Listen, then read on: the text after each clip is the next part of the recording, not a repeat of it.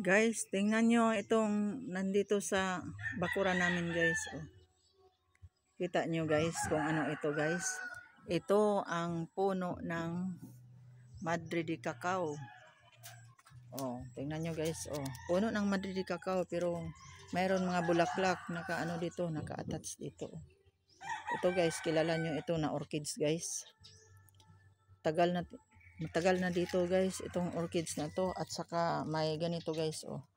Pinya-pinya guys oh. Kung ibahin ito guys, kung ilagay ito sa ibang lalagyan, parang mga tasa guys oh. Parang mga tasa oh. Tingnan nyo guys oh. Tingnan nyo guys.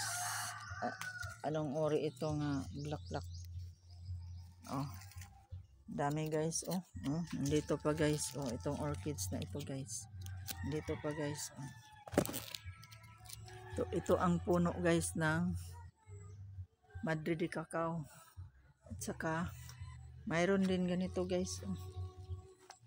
Ganito. Doon guys oh, namulaklak guys. May bulaklak guys. Itong klase ng bulaklak guys oh. Kung kilala nyo ito guys. Dalawang puno lang dito guys sa paligid namin guys.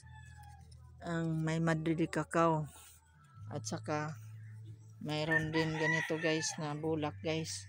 Nandito sa punuan siya nabubuhay. Tingnan nyo guys oh. Oh. Dami ng saha guys oh. Oh, dito guys oh. Iba naman din ito.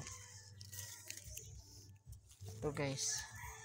Kaya kung nakarelate kayo nito guys sa yung lugar, so mag-comment lang kayo guys, like and share and follow. Thank you guys.